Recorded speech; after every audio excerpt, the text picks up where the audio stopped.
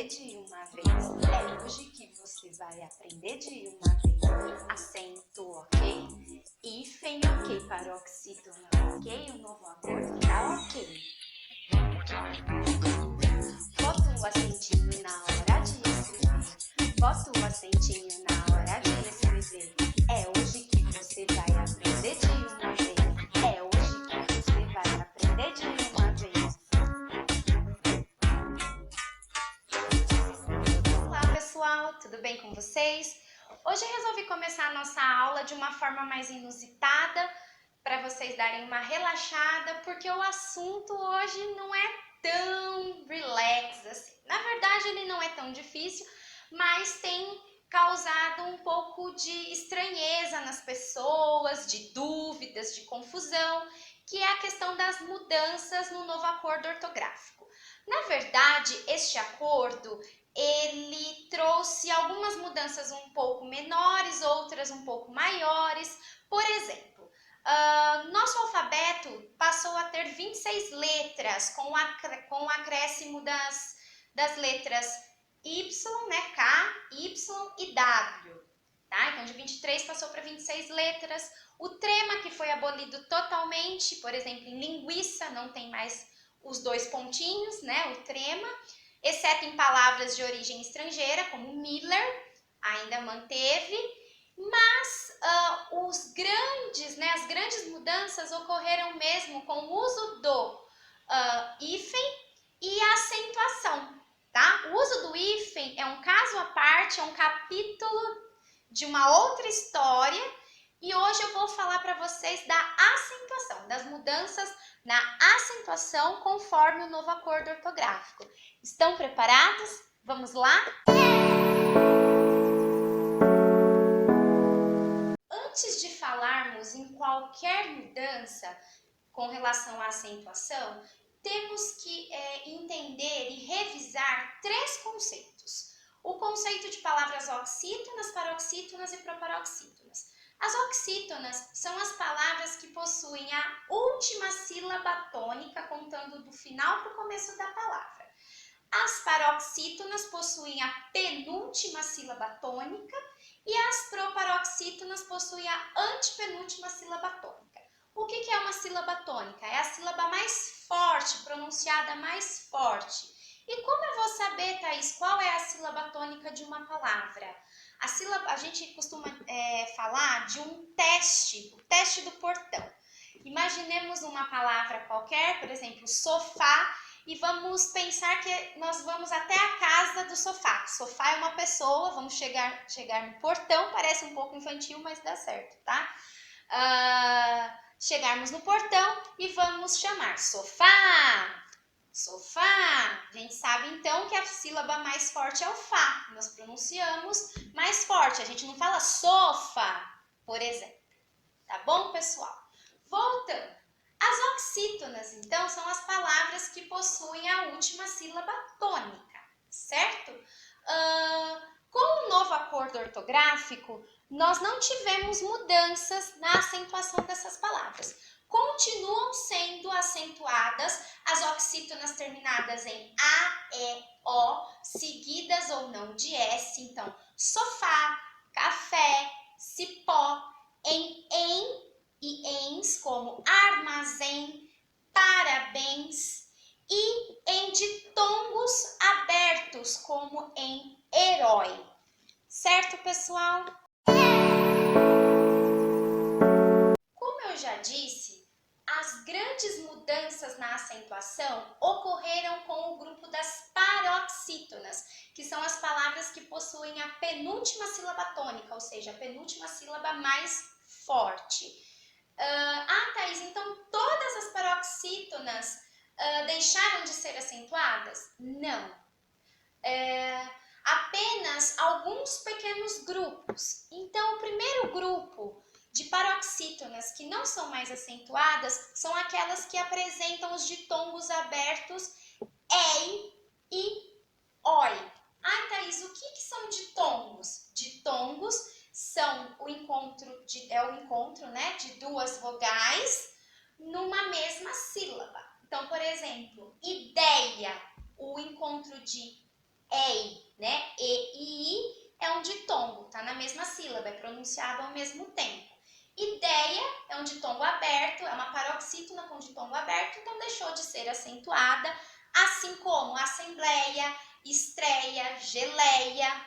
E no caso dos ditongos oi, paranoico, heróico, boia, jiboia, todas essas palavras então não tem mais acento. Uma dica aqui para vocês. As paroxítonas terminadas em ditongos abertos deixaram de ser acentuadas, como eu acabei de dizer, tá? Então, por exemplo, heróico não tem mais acento. Porém, herói é uma oxítona terminada em ditongo aberto. E no caso das oxítonas com ditongos, nós continuamos a acentuá-las. Certo, pessoal? Dica para vocês pode ser pegadinha de prova, ok? Bom, o outro grupo de paroxítonas que também apresenta mudanças com o novo acordo é o grupo das palavras com hiato e u precedidos de ditongo, né? Ditongo eu já expliquei para vocês, é o encontro de duas vogais na mesma sílaba. O hiato é a vogal sozinha na sílaba. Então, por exemplo, a palavra feiura, tá? Nós temos ali na divisão silábica feiura. Esse u que está sozinho é um u e é um hiato, né?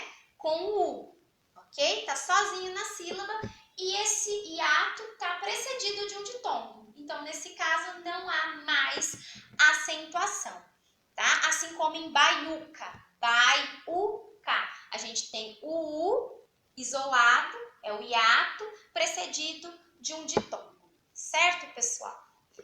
Além disso, nós temos as paroxítonas com o encontro de vogais repetidas e, o, que apresentavam o acento circunflexo, mas agora não apresentam mais. Então, por exemplo, eles leem, não tem mais o acento circunflexo no primeiro e, creem, veem, enjoo, abençoo, do verbo abençoar, também não há mais acentuação nesses casos, neste grupo. Bom, esses são os 3 grupos de paroxítonas, então, que apresentaram mudanças. Porém, o restante das paroxítonas continuam sendo acentuadas. Então, as paroxítonas terminadas em R, como açúcar, em N, como hífen, em L, como em amável, em PS, como em bíceps, em is, como em lápis, em us, como em vírus, em on, como em elétron ou próton, em an, como em órfã, em ão, como em órgão, em como em álbum. Então, vejam, há ainda muitas paroxítonas para vocês acentuarem, tá? Vejam que é um grupo que tem uma extensão muito grande de regras, porque não é à toa. As paroxítonas é o tipo de palavra mais produtivo na língua portuguesa. Nós temos mais palavras paroxítonas do que dos outros grupos. Certo, pessoal? Para quem chegou até aqui, as proparoxítonas é um tipo de palavra mais tranquilo, mais relax. Por quê? Porque não houve nenhuma mudança. E o melhor de tudo, antes do novo acordo, todas elas eram acentuadas. Então, lâmpada, árabe, cônego, cárcere, ônibus. E depois do novo acordo, a regra se manteve. Ou seja, todas as proparoxítonas são acentuadas, pessoal. Então, tranquilíssimo, é muito fácil de memorizar, certo? Para finalizarmos essa questão da acentuação, trago para vocês a questão do acento diferencial. O que seria isso? Como o próprio nome diz, é um acento que vai distinguir duas formas ortograficamente iguais, são escritas iguais, porém têm significados distintos. Então, por exemplo, nós temos a forma para do verbo parar e o para a preposição. Ele para no estacionamento todos os dias, comprei um presente para minha mãe. Vejam, antes do novo acordo, o para, forma verbal do verbo, de parar, tinha o acento agudo, tá? Para distinguir do para a preposição. Hoje não mais, tá? Então o acento diferencial foi extinto no para verbo, né, para distinguir do para preposição, assim como foi extinto na forma pelo, pelo substantivo, pelo do animal. O pelo do animal foi aparado. Tinha o acento diferencial circunflexo para poder distinguir do pelo preposição, caminhei pelo parque. Agora, com o novo acordo, não há mais esse acento diferencial. Porém, alguns acentos diferenciais se mantiveram. Por exemplo, o verbo pôr, tá? Para distinguir o verbo pôr, que tem o acento circunflexo, da preposição pôr, certo?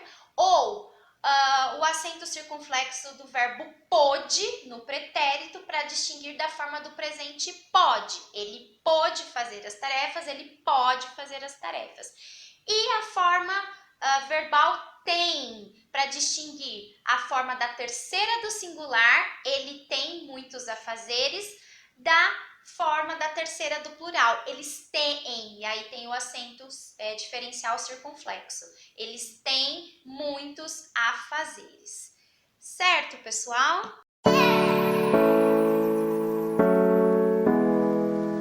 Por hoje é isso, espero que tenha ficado mais claro para vocês, que vocês tenham compreendido, certo? Que vocês tenham gostado. E se vocês acham que o conteúdo é interessante, está bem exposto, bem explicado, compartilhe com as outras pessoas, discuta a respeito, deixe seus comentários.